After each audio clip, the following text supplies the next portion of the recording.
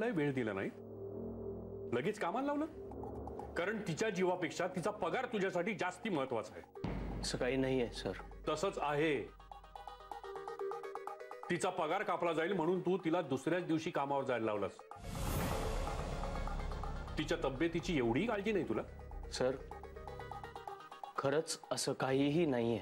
मग काय देव टूर्स मधून तिला बोलवून घेतलं होतं का? मी मिसेस देव आणि अविनाश देवना चांगला ओळखतो. ती माणसं असं काहीही करणार नाही. उलट त्यांनाही आदितीची काळजी आहे, तुझ्यापेक्षा जरा जास्तीच.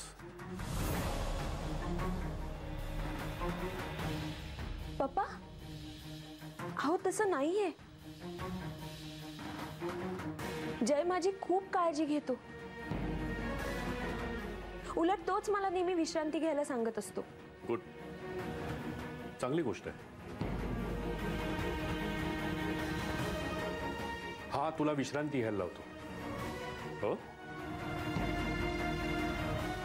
मग मला एक सांग, तू काल ऑफिसला का गेली होती?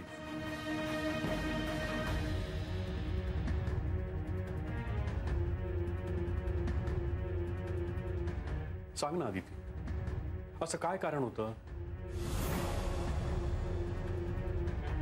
हाच माणूस कारण आहे.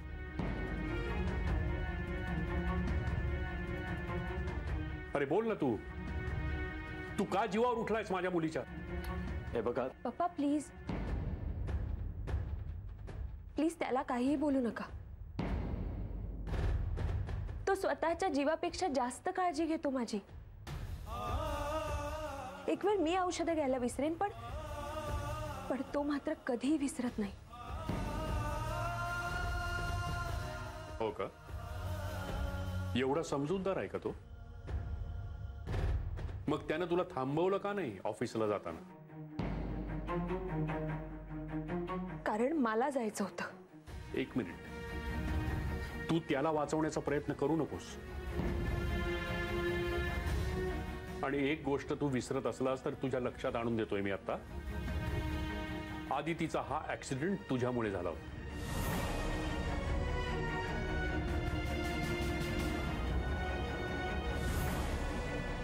आज ती तुझ्यासोबत आहे, ती फक्त तिच्या हट्टामुळे. मी आज माझ्या पैशांनी, माझ्या ओळखींनी तिचा जीव वाचवला.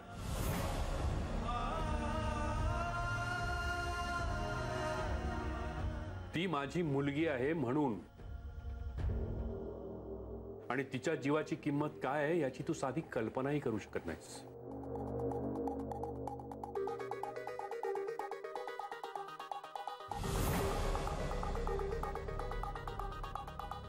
तिला एवढासाही त्रास झालेला मला चालणार नाही. अरे ती आंधळी झाली आहे तुझ्या प्रेमामध्ये. सत्य काय ते तिला कळत नाहीये, पण मला दिसतंय स्वच्छ.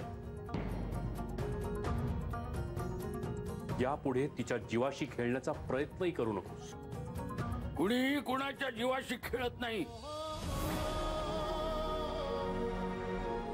उलट जीवाला जीव लावतात.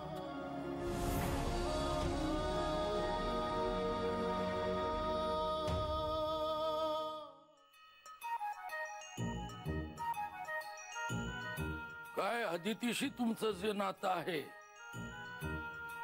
त्यामुळे तुमचा अपमान मी करू शकत नाही.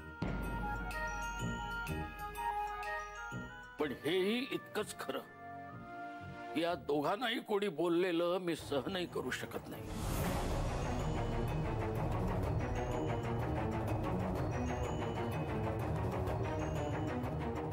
अहो थांब, नाही बोलू दे मला.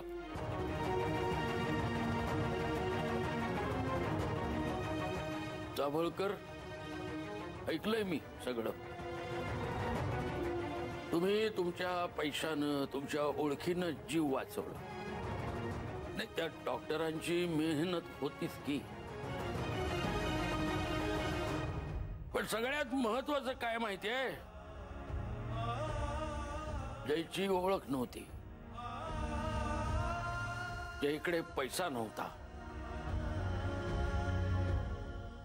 पण त्याच्याकडे अशी गोष्ट होती त्यामुळे अदिती बरी झाली. आणि ती गोष्ट म्हणजे प्रेम.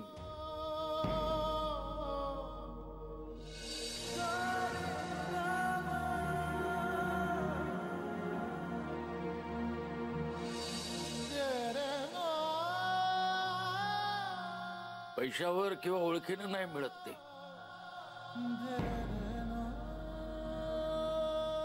एक वेळ तो स्वतःच्या जीवाची पर्वा करणार नाही, पण तो अदितीला जपेल. अरे हो, जपलाय.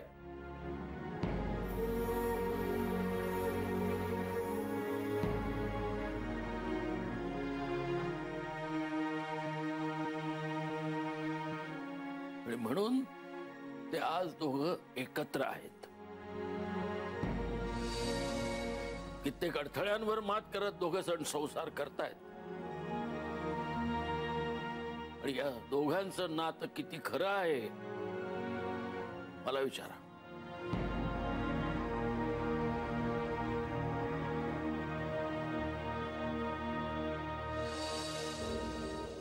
जे नातं लोकांपासून लपवायची गरज भासते तिथेच कळतो त्याचा खरेपणा.